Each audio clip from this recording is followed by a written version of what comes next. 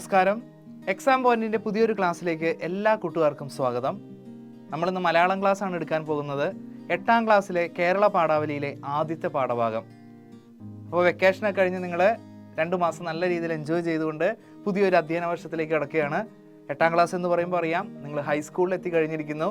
8ാം ക്ലാസ്സിൻ്റെ തുടർച്ച തന്നെയാണ് 9ലും 10ലും എല്ലാം വരുന്നത്. അപ്പോൾ ആ പഴയ കളിയും ചിരിയും അതുപോലെ തന്നെ മറ്റുള്ള അലസതകളെല്ലാം മാറ്റിവെച്ചുകൊണ്ട് നല്ല രീതിയിൽ പഠിക്കാനായിട്ട് ശ്രമിക്കണം. ഓരോ ദിവസവും അന്നന്ന് പഠിക്കുന്ന കാര്യങ്ങൾ അന്നന്ന് തന്നെ പഠിച്ചു തീർക്കാനുള്ളൊരു മനസ്സ് ഇപ്പോഴേ നിങ്ങൾക്കുണ്ടാകണമെന്ന് സാറ് പറയുകയാണ്. നമ്മൾ പാഠഭാഗത്തിലേക്ക് കടക്കുന്നതിന് മറ്റൊരു കാര്യം പറയുകയാണ്. എക്സാം പോയിന്റിൻ്റെ ഗൈഡിനെ ആസ്പദമാക്കിയിട്ടാണ് സാർ ഈ ക്ലാസ്സുകൾ എടുക്കുന്നത്. അപ്പോൾ നിങ്ങൾക്ക് എന്തെങ്കിലും ഡൗട്ട് ഉണ്ടെങ്കിൽ പഴയ ക്വസ്റ്റ്യൻ പേപ്പർ, അതുപോലെ തന്നെ ആശയം, മറ്റുള്ള വിപരീതം, അർത്ഥം, പര്യായം, ഇങ്ങനെയുള്ള ഓരോ പോയിന്റുകളും ഇതിനകത്ത് വളരെ വ്യക്തമായിട്ട് കൊടുത്തിട്ടുണ്ട്. അപ്പോൾ എന്തെങ്കിലും ഡൗട്ട് ഉണ്ടെങ്കിൽ നിങ്ങൾക്കത് നോക്കാവുന്നതാണ്. അതുപോലെ എന്തെങ്കിലും ഡൗട്ട് ഉണ്ടെങ്കിൽ സാറിന് കമൻറ്റ് ചെയ്യുക. സാർ അത് അടുത്ത ക്ലാസ്സിൽ പറഞ്ഞു തരുന്നതായിരിക്കും. അപ്പോൾ നമുക്ക് പാഠഭാഗത്തിലേക്ക് കിടന്നാലോ? പാഠഭാഗത്തിൻ്റെ പേര് സാന്ദ്ര സൗഹൃദം. എഴുതിയിരിക്കുന്നത് മറ്റാരുമല്ല, കുചേലവൃത്തം വഞ്ചിപ്പാട്ട് എന്ന ഒറ്റ കൃതിയിലൂടെ മലയാളിയുടെ മനസ്സ് കവർന്ന ശ്രീ രാമപുരത്ത് വാര്യർ. അപ്പോൾ 8ാം ക്ലാസ്സിലെ കേരള പാഠാവലിയിലെ ആദ്യത്തെ പാഠഭാഗം, പേര് സാന്ദ്ര സൗഹൃദം. ഏതൊരു കൃതി പഠിക്കുമ്പോഴും അത് കഥയായാലും കവിതയായാലും അതിൻ്റെ ലേഖകനെ പറ്റി, എഴുത്തുകാരനെ പറ്റി കൃത്യമായിട്ടുള്ളൊരു ധാരണ നമുക്കുണ്ടായിരിക്കണം.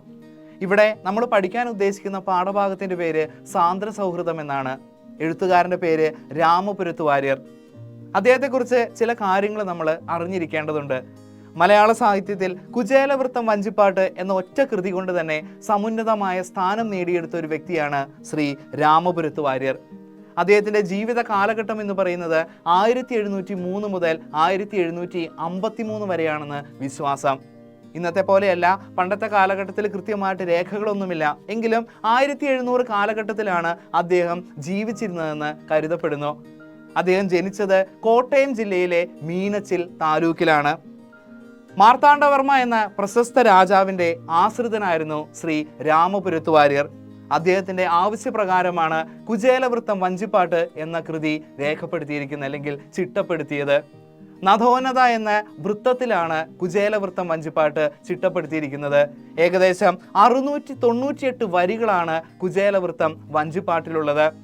മാർത്താണ്ഡവർമ്മയും അതുപോലെ തന്നെ രാമപുരത്ത് വാര്യരും ഒരിക്കൽ വഞ്ചിയിൽ പോകുന്ന സമയത്ത് അദ്ദേഹത്തിൻ്റെ ആവശ്യപ്രകാരമാണ് ഈ കൃതി എഴുതിയതെന്ന് ഒരു ഐതിഹ്യമുണ്ട്. കുചേലവൃത്തം വഞ്ചിപ്പാട്ട് മാത്രമല്ല, മലയാളത്തിലെ ഏറ്റവും പ്രശസ്തമായിട്ടുള്ള മറ്റൊരു കൃതിയാണ് ജയദേവ കൃതിയായിട്ടുള്ള ഗീതാകോവിന്ദത്തിൻ്റെ മലയാളം പരിഭാഷയായിട്ടുള്ള ഭാഷാഷ്ടപതി. അതും രാമപുരത്ത് വാര്യരാണ് ചിട്ടപ്പെടുത്തിയിട്ടുള്ളത്. അതുപോലെ തന്നെ അമരകോശത്തിന് ലഘുഭാഷ എന്ന സംസ്കൃത വ്യാഖ്യാനവും നൈഷധം തിരുവാതിരപ്പാട്ടും ആരുടേതാണ്? നമ്മുടെ പ്രിയപ്പെട്ട എഴുത്തുകാരനായിട്ടുള്ള ശ്രീ രാമപുരത്ത് വാര്യരുടേതാണ്. അപ്പോൾ അദ്ദേഹത്തെ പറ്റി കുറച്ചൊരു ഭാഗം നിങ്ങൾക്ക് മനസ്സിലായെന്ന് വിശ്വസിക്കുന്നു. നമുക്കിനി കവിതയിലേക്ക് കടന്നാലോ? പാഠഭാഗത്തിൻ്റെ പേര് സാർ ഒന്നുകൂടി ഓർമ്മിപ്പിക്കുകയാണ്, സാന്ദ്ര സൗഹൃദം. എഴുതിയിരിക്കുന്നത് രാമപുരത്ത് വാര്യർ. വൃത്തം നഥോന്നത. സൗഹൃദം ലോകത്തിലെ ഏറ്റവും ഗാഢമായിട്ടുള്ള വാക്ക്. ഇവിടെ ഉറ്റ ചങ്ങാതിമാരായിട്ടുള്ള ശ്രീകൃഷ്ണൻ്റെയും കുചേലൻ്റെയും ജീവിതത്തിലെ കുറച്ച് ഭാഗമാണ് നമുക്ക് പഠിക്കാനായിട്ടുള്ളത്. സാന്ദീപനി മഹർഷിയുടെ ഗുരുകുലത്തിലെ സഹപാഠികളായിരുന്നു ശ്രീകൃഷ്ണനും കുചേലനും. ശ്രീകൃഷ്ണൻ അറിയാം നിങ്ങൾക്ക്, ത്രിമൂർത്തികളിൽ പ്രമുഖനായിട്ടുള്ള മഹാവിഷ്ണുവിൻ്റെ 9ാമത്തെ അവതാരമാണ് ശ്രീകൃഷ്ണൻ. ചെറുപ്പത്തിലെ കളിച്ചു വളർന്നവരാണ്, അല്ലെങ്കിൽ സാന്ദീപനി മഹർഷിയുടെ ഗുരുകുലത്തിൽ വേദം അഭ്യസിച്ചവരാണ് കുചേലനും അതുപോലെ തന്നെ ഭഗവാൻ ശ്രീകൃഷ്ണനും. ഇന്ന് ഭഗവാൻ ശ്രീകൃഷ്ണൻ ദ്വാരകയിലെ രാജാവാണ്. കുചേലനാകട്ടെ ദരിദ്രനായി ആധ്യാത്മിക ജീവിതവും കഴിച്ചു പോരുന്നു. ദാരിദ്ര്യത്തിൻ്റെ അങ്ങേയറ്റത്തിൽ ജീവിക്കുന്ന കുചേലന് ജീവിതത്തിൽ രക്ഷപ്പെടാൻ ശ്രീകൃഷ്ണന്റെ ഒറ്റ സഹായം മതി. പക്ഷേ എന്തുകൊണ്ടോ കുചേലൻ ശ്രീകൃഷ്ണന്റെ അടുത്തേക്ക് ഇതുവരെ ചെന്നില്ല. ഭാര്യയുടെ നിരന്തരമായിട്ടുള്ള നിർബന്ധമുണ്ടായിട്ടും അതിൽ മടിച്ചുകൊണ്ടാണ് കുചേലൻ ജീവിച്ചിരുന്നത്. എന്നാൽ ഒരിക്കൽ ഭാര്യയുടെ നിർബന്ധത്തിന് വഴങ്ങി ദ്വാരകയിലേക്ക് ശ്രീകൃഷ്ണനെ കാണാൻ കുചേലൻ യാത്രയാകുന്നു. വെറുതെയല്ല പോകുന്നത്, ദാരിദ്ര്യത്തിൻ്റെ അങ്ങേയറ്റത്തിലാണെങ്കിൽ തന്നെ കുറച്ച് ഭക്ഷണവും കൊണ്ടുപോയിരുന്നു. മറ്റൊന്നുമല്ല, അവിലാണ് കൊണ്ടുപോയത്. ഭാര്യ തൊട്ടപ്പുറത്തുള്ള വീടുകളിൽ പോയി അല്പം ഇരുന്നുകൊണ്ട്, അല്ലെങ്കിൽ ഭിക്ഷ യാചിച്ചുകൊണ്ടാണ് കല്ലും മണ്ണും നിറഞ്ഞ് അവിലും കുചേലന് കൊടുത്തുവിടുന്നത്. ആ കല്ലും മണ്ണും നിറഞ്ഞ അവിലും കൊണ്ട് ദ്വാരകയിലേക്ക് ശ്രീകൃഷ്ണനെ കാണാൻ കുചേലൻ യാത്ര തിരിക്കുകയാണ്. സതീർത്ഥനെ കണ്ടപ്പോൾ ശ്രീകൃഷ്ണന്റെ ഉള്ളിൽ പഴയ ഓർമ്മകൾ തെളിഞ്ഞു വരികയാണ്. വിയർത്തൊലിച്ചുകൊണ്ടാണ് കുചേലൻ വരുന്നത്. കുചേലനെ അകലെ നിന്ന് കണ്ടപ്പോൾ തന്നെ ശ്രീകൃഷ്ണൻ ഓടിച്ചെന്ന് അദ്ദേഹത്തെ കെട്ടിപ്പിടിക്കുകയും അതുപോലെ തന്നെ അദ്ദേഹത്തിന്റെ കാല് തൊട്ട് തൊഴുകയും ചെയ്യുന്നു. ഇതെല്ലാം കണ്ട് എല്ലാവരും ഞെട്ടിത്തരിച്ച് നിൽക്കുകയാണ്. ഒരു വൃദ്ധ ബ്രാഹ്മണനായിട്ടുള്ള അല്ലെങ്കിൽ ഒരു ദരിദ്ര ബ്രാഹ്മണനായിട്ടുള്ള ഒരു വ്യക്തിയെ കെട്ടിപ്പിടിക്കുകയും അതുപോലെ തന്നെ ശ്രീകൃഷ്ണൻ കാല് തൊട്ട് വന്ദിക്കുകയും കാല് കഴുകി തുടയ്ക്കുകയും ചെയ്യാണ്. ആരാണ് ഈ മനുഷ്യനെന്ന് എല്ലാവരും ചിന്തിച്ച് നിൽക്കുകയാണ്. പക്ഷേ ശ്രീകൃഷ്ണന്റെ മനസ്സിലെ സതീർത്ഥനോടുള്ള വളരെയധികം സ്നേഹം ഇങ്ങനെ ഇരച്ചു കയറി നിൽക്കുകയാണ്. സ്വയം മറന്നുകൊണ്ടാണ് അദ്ദേഹം നിൽക്കുന്നത്. എന്നിട്ട് ഓരോ വിശേഷങ്ങൾ കുചേലനോട് ശ്രീകൃഷ്ണൻ ചോദിക്കുകയാണ്. സാന്ദീപനി മഹർഷിയുടെ വീട്ടിൽ ചെലവിട്ട് അല്ലെങ്കിൽ അന്ന് ആ ഗൃഹത്തിൽ പഠിച്ചതും അന്നത്തെ കുറേ വിശേഷങ്ങളെല്ലാം തന്നെ കുചേലനോട് ശ്രീകൃഷ്ണൻ പങ്കുവെക്കുകയാണ്. ഇത് വഞ്ചിപ്പാട്ടിന്റെ താളത്തിലാണ് ഈ കവിത ചിട്ടപ്പെടുത്തിയിരിക്കുന്നത്. കവിത ചൊല്ലേണ്ട ഒരു രീതിയുണ്ട്. നിങ്ങൾക്കറിയാം വഞ്ചിപ്പാട്ട് എങ്ങനെയാണ് പാടേണ്ടതെന്ന്. വളരെ ഫേമസ് ആയിട്ടുള്ള പാട്ട് ഇങ്ങനെയാണ്: കുട്ടനാടൻ പുഞ്ചയിലെ കൊച്ചു പെണ്ണെ കുയിലാളെ, കൊട്ടു വേണം കുഴൽ വേണം കുരവ വേണം. ഈ താളത്തിലാണ് നമ്മൾ ഈ സാന്ദ്ര സൗഹൃദം എന്ന കവിതയും ചൊല്ലി പഠിക്കേണ്ടത്. ഇങ്ങനെയാണ് ആ കവിത. സാറ് 2 വരി ചൊല്ലാം, അതിനുശേഷം നമുക്ക് ആശയത്തിലേക്ക് കിടക്കാം. സാന്ദീപനി ഗൃഹേ പണ്ടു സാഹസാൽ കഴിഞ്ഞതും നാം സാദരം വേദശാസ്ത്രങ്ങൾ അഭ്യസിച്ചതും സാന്ദ്ര സൗഹൃദ സംബന്ധം നമ്മിലുണ്ടായതും സഖേ സാരനായ ഭവാനൊന്നും മറന്നില്ലല്ലേ. ഇങ്ങനെയാണ് ഈ കവിത ചൊല്ലേണ്ടത്. അപ്പോൾ ശ്രദ്ധിച്ചിരിക്കുക. സാർ ആശയം പറയുന്നതാണ്. എന്തെങ്കിലും ഡൗട്ട് ഉണ്ടെങ്കിൽ നിങ്ങൾക്ക് ചോദിക്കാവുന്നതാണ്. ഒന്ന് ചൊല്ലി പഠിക്കാനും കൂടി ഒന്ന് ശ്രമിക്കാം. ഓക്കെ, പാഠത്തിലേക്ക് നമുക്ക് കടന്നാലോ? റെഡി? അപ്പോൾ നമുക്ക് കവിതയിലേക്ക് കിടക്കാം. ആശയം പറയാം. ആദ്യം സാറൊന്ന് വായിക്കുകയാണ്. പുസ്തകം നോക്കുക, ശ്രദ്ധിച്ചിരിക്കുക.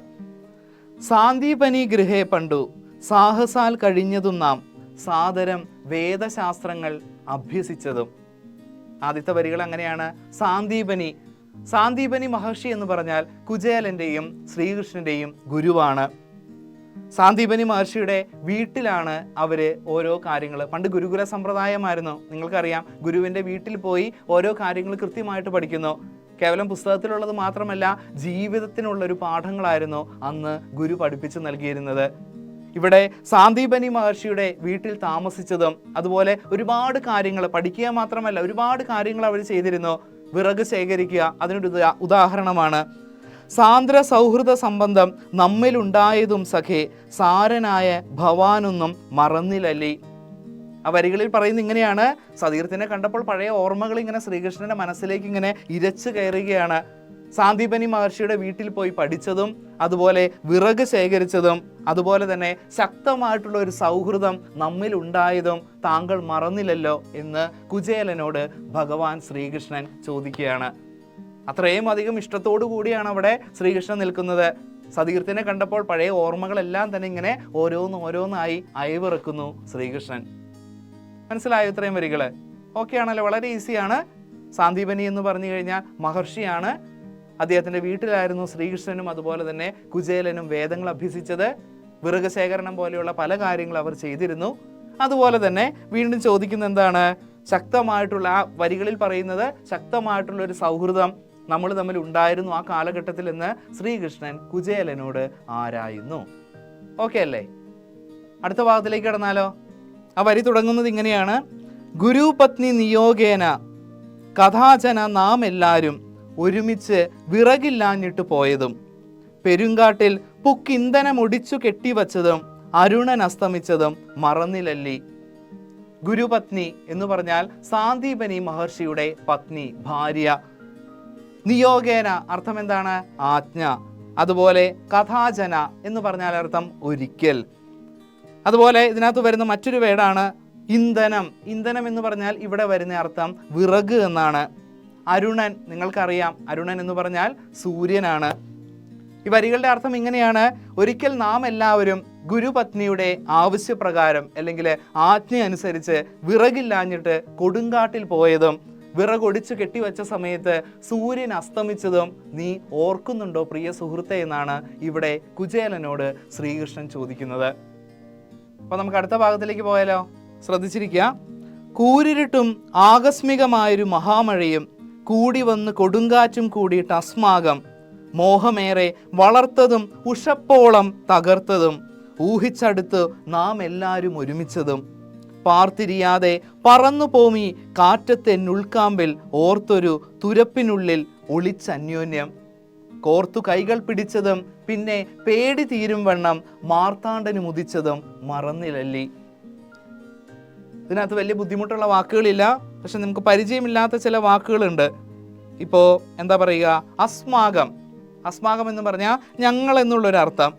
അതുപോലെ ഉഷപ്പോളം, ഉഷസ്, ഉഷപ്പ് എന്ന് പറഞ്ഞു കഴിഞ്ഞാൽ ഉഷസ്, പ്രഭാതം, പുലരി എന്നർത്ഥം. ഇതിൻ്റെ ആശയം ഇങ്ങനെയാണ്. ഇപ്പോൾ എന്താ നമ്മൾ കഴിഞ്ഞ ഭാഗത്തിൽ പറഞ്ഞു നിർത്തിയ പോലെ എല്ലാവരും കാട്ടിലേക്ക് പോകുന്നു. വിറകൊടിച്ച് കെട്ടിവെക്കുന്ന സമയത്ത് ശക്തമായിട്ടുള്ള മഴ വരികയാണ്. രാത്രി ആവുകയും ചെയ്തു. കൊടുങ്കാറ്റും അതോടൊപ്പം വരികയാണ്. എല്ലാ കുട്ടികളുടെയും ഉള്ളിൽ, കുചേലൻ്റെയും ശ്രീകൃഷ്ണൻ്റെയും എല്ലാവരുടെയും മനസ്സിൽ വല്ലാത്ത ഭയം വരികയാണ്. പ്രഭാതം വരെ അവരുടെ പ്രതീക്ഷ എല്ലാം അറ്റുകൊണ്ട് തപ്പിത്തടഞ്ഞ് എല്ലാവരും ഒരുമിച്ചതും ശക്തമായിട്ടുള്ള കാറ്റിൽ പറന്നു പോകുമെന്നുള്ള പേടിയോടുകൂടി എല്ലാവരും തൊട്ടടുത്തു കണ്ട ഒരു തുരങ്കത്തിൽ ഒളിച്ചതും നീ ഓർക്കുന്നുണ്ടോ കുചേല എന്ന് ശ്രീകൃഷ്ണൻ ചോദിക്കുകയാണ്. സൗഹൃദത്തിൻ്റെ പ്രാധാന്യം എത്ര വലുതാണെന്ന് നമുക്ക് ഈ വരികളിൽ കാണാൻ കഴിയും. കാരണം കുചേലനും ശ്രീകൃഷ്ണനും മറ്റുള്ള കൂട്ടുകാരും എല്ലാവരും തന്നെ മാറിപ്പോകാതെ ആർക്കും ഒരു അപകടം വരരുത് എന്നുള്ള ചിന്തയോടുകൂടി ആ രാത്രി മുഴുവൻ ഒരുമിച്ച് കൈകൾ കോർത്തു പിടിച്ചാണ് സൂര്യൻ ഉദിക്കുന്നത് വരെ കാത്തിരുന്നത്. ആർക്കും ഒരു തരത്തിലുള്ള അപകടം വരരുതേ എന്ന് വല്ലാത്ത പ്രാർത്ഥനയും അവരുടെ മനസ്സിലുണ്ടായിരുന്നു. ആ സൗഹൃദത്തിൻ്റെ പ്രാധാന്യം, ആ ഗാഠത എത്ര വലുതാണെന്ന് നമുക്ക് ഈ വരികളിൽ ദർശിക്കാൻ കഴിയും. അതാണ് പറയുന്നത്, കോർത്തു കൈകൾ പിടിച്ചതും പിന്നെ പേടി തീരും വണ്ണം മാർത്താണ്ഡന് മുതിച്ചതും മറന്നിലല്ലി. സൂര്യൻ ഉദിക്കുന്നത് വരെ ആരും കൈകൾ വിടാതെയാണ് കോർത്തു പിടിച്ചുകൊണ്ട് സശ്രദ്ധം, സത്യസന്ധമായി സ്നേഹത്തോടുകൂടി ഇരിക്കുന്നത്. ഈ മാർത്താണ്ഡൻ ഉദിക്കുക എന്നുള്ള വരികളിൽ മറ്റൊരർത്ഥം കൂടി നമുക്ക് കാണാൻ കഴിയും. രാമപുരത്ത് വാര്യരെ സംബന്ധിച്ച് അദ്ദേഹത്തിൻ്റെ ഏറ്റവും പ്രധാനപ്പെട്ട ഒരു കാണപ്പെട്ട ദൈവം എന്ന് പറയുന്നത് മാർത്താണ്ഡൻ എന്ന് പറഞ്ഞു കഴിഞ്ഞാൽ മാർത്താണ്ഡവർമ്മ മഹാരാജാവാണ്. ഈ മാർത്താണ്ഡ മഹാരാജാവ് ശരിക്കും വല്ലാത്തൊരു വെളിച്ചമാണ്, ഒരു പ്രകാശമാണ് രാമപുരത്ത് വാര്യരുടെ ജീവിതത്തിൽ നൽകിയത്. അതുകൊണ്ട് തന്നെയാണ് ഈ വരികളിൽ അത്തരത്തിലുള്ള ഒരു വാക്കുകൂടി ഇവിടെ ചേർത്തത്. ഈ പാഠഭാഗത്തിലെ ഏറ്റവും പ്രധാനപ്പെട്ട വരികളാണ്. ശരിക്കും ശ്രദ്ധിക്കുക, ശരിക്കും മനസ്സിലായെന്ന് വിശ്വസിക്കുന്നു. മാർത്താണ്ഡൻ എന്ന് പറഞ്ഞാൽ ഒരർത്ഥം സൂര്യഭഗവാൻ എന്നാണ്. അതോടൊപ്പം തന്നെ മറ്റൊരർത്ഥം വരുന്നത് മാർത്താണ്ഡവർമ്മ മഹാരാജാവെന്നും. അപ്പൊ ശ്രീകൃഷ്ണൻ കുചേലനോട് തുടർന്ന് ഓരോ കാര്യങ്ങൾ ചോദിക്കുകയാണ്. വരികൾ ഇങ്ങനെയാണ് വരുന്നത്. താപസനന്ദിക്ക് നമ്മെ കാണാഞ്ഞിട്ട് പത്നിയോട് കോപിച്ചതും പുലർകാലെ തിരഞ്ഞു കാണുവാൻ താപം പൂണ്ട് താനേ പുറപ്പെട്ട നേരം കുളിർന്നു നാം പേടിച്ചു വിറകും കൊണ്ട് അരികിൽ ചെന്നതും ചെമ്മേ വീണു നമസ്കരിച്ചതും മഹാമുനി മോദാൽ നമ്മയെല്ലാം അനുഗ്രഹിച്ചതും തോന്നുന്നു. ഈ വരികളിൽ ഇങ്ങനെയാണ് അർത്ഥം വരുന്നത്. താപസൻ അറിയാം, സാന്ദീപനി മഹർഷിയാണ്, സന്യാസി എന്നാണ് അർത്ഥം വരുന്നത്. അന്തി രാത്രി, പത്നി എന്ന് പറഞ്ഞാൽ നമ്മൾ നേരത്തെ പറഞ്ഞിരുന്നു ഭാര്യ എന്നാണ് അർത്ഥം. താപം പൂണ്ടു, താപം എന്ന് പറഞ്ഞാൽ ഇവിടെ അർത്ഥം വരുന്നത് ദുഃഖം എന്നാണ്. സാന്ദീപനി മഹർഷി രാത്രിയായിട്ടും ഈ കുട്ടികളെ കാണാഞ്ഞപ്പോൾ, തൻ്റെ ശിഷ്യന്മാരെ കാണാഞ്ഞപ്പോൾ ഭാര്യയോട് വല്ലാതെ ദേഷ്യപ്പെട്ടതും അതീവ ദുഃഖിതനായിട്ട് പ്രഭാതത്തിൽ തന്നെ വളരെ രാവിലെ തന്നെ നമ്മളെ അന്വേഷിച്ചുകൊണ്ട് എങ്ങോട്ടേക്ക് പുറപ്പെടുന്നു? കാട്ടിലേക്ക് പുറപ്പെടുന്നതും അപ്പോൾ തണുത്തു വിറച്ചു കിടന്ന നാം പേടിച്ച് വിറകും കൊണ്ട് അദ്ദേഹത്തിൻ്റെ അരികിലെത്തുകയും അദ്ദേഹത്തിൻ്റെ കാൽക്കൽ വീണ് നമസ്കരിച്ചതും യാതൊരു ദേഷ്യവുമില്ലാതെ വളരെയധികം സന്തോഷത്തോടു കൂടി അദ്ദേഹം നമ്മെ അനുഗ്രഹിച്ചതും നീ ഓർക്കുന്നില്ലേ കുചേല എന്ന് ശ്രീകൃഷ്ണൻ ചോദിക്കുകയാണ്. ആ ഗുരുവിൻ്റെ സ്നേഹം എത്രത്തോളം വലുതാണെന്ന് നമുക്ക് കാണാൻ കഴിയും. സാന്ദീപനി മഹർഷി മുൻപ് ഒരിക്കലും ഭാര്യയോട് അത്തരത്തിൽ ചൂടായിട്ടില്ല. ഇവിടെ വല്ലാതെ ദേഷ്യത്തോടു കൂടി, അതൊരു സങ്കടം കലർന്ന ദേഷ്യമായിരുന്നു. അതുകൊണ്ടാണ് ഭാര്യയോട് അദ്ദേഹം ദേഷ്യപ്പെടുന്നത്. രാവിലെ തന്നെ അദ്ദേഹം കാട്ടിലേക്ക് എത്തുകയാണ്. ഗുരുവിനെ അകലേന്ന് കണ്ടപ്പോൾ തന്നെ ഈ കുട്ടികൾ വല്ലാതെ പേടിയോടുകൂടി പരിഭ്രമത്തോടുകൂടി ഓടിച്ചെന്ന് അദ്ദേഹത്തിൻ്റെ കാൽക്കൽ വീഴുകയാണ്. ആ സമയത്ത് അദ്ദേഹത്തിന് ആ കുട്ടികളോട് വല്ലാതെ ആ ഗുരുശിഷ്യ ബന്ധം എത്ര തീവ്രമാണെന്നാണ് കാണുന്നത്.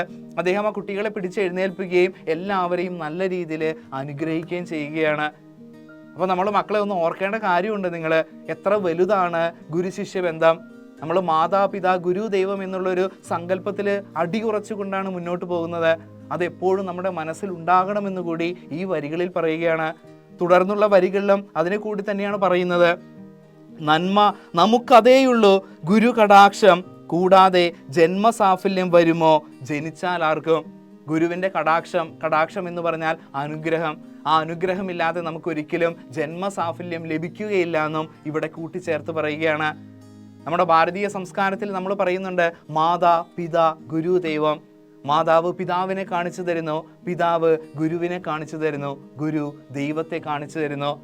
ആ ഗുരു ശിഷ്യ ബന്ധത്തിന്റെ തീവ്രത എത്ര വലുതാണെന്നും ഗുരുവിന് ശിഷ്യന്മാരോടും ശിഷ്യന്മാർക്ക് ഗുരുവിനോടുമുള്ള സ്നേഹം എത്ര ഗാഠമാണെന്നും നമുക്ക് ഈ വരികളിൽ കാണാൻ കഴിയും. അതുതന്നെയാണ് സാന്ദീപനി മഹർഷിയെയും അതുപോലെ തന്നെ കുചേലനെയും ശ്രീകൃഷ്ണനെയും എല്ലാം അടയാളപ്പെടുത്തുന്നതിലൂടെ രാമപുരത്ത് വാര്യർ നമ്മെ കാണിച്ചു തരുന്നത്. അതോടൊപ്പം തന്നെ സൗഹൃദത്തിൻ്റെ പ്രാധാന്യം വളരെ ഭംഗിയായിട്ട് തന്നെ പേര് സൂചിപ്പിക്കുന്നത് പോലെ സാന്ദ്ര സൗഹൃദം എന്നുള്ള കവിതയിൽ തെളിഞ്ഞു കാണാനായിട്ട് കഴിയുന്നുണ്ട്. ഇനി നമുക്ക് ഈ പാഠഭാഗത്തിൽ വരാൻ സാധ്യതയുള്ള പ്രധാനപ്പെട്ട 2-3 ചോദ്യങ്ങൾ ഡിസ്കസ് ചെയ്യാം. ആദ്യത്തെ ചോദ്യം ഇതാണ്: നന്മ നമുക്കതേയുള്ളൂ, ഗുരു കടാക്ഷം കൂടാതെ ജന്മസാഫല്യം വരുമോ ജനിച്ചാലാർക്കും. വരികളുടെ ഔചിത്യം പരിശോധിക്കുക. നമ്മൾ ഓൾറെഡി പറഞ്ഞു പോയിട്ടുള്ള ഒരു കാര്യമാണിത്, അല്ലേ? പാഠം എടുത്ത സമയത്ത് ഇതിൻ്റെ ആശയം പറഞ്ഞതാണ്. അതിൻ്റെ ആശയം ഇങ്ങനെയാണ് വരുന്നത്. ഒന്നും കൂടി കുറച്ച് പ്രധാനപ്പെട്ട പോയിന്റുകൾ ഒന്നും കൂടി പറയാം.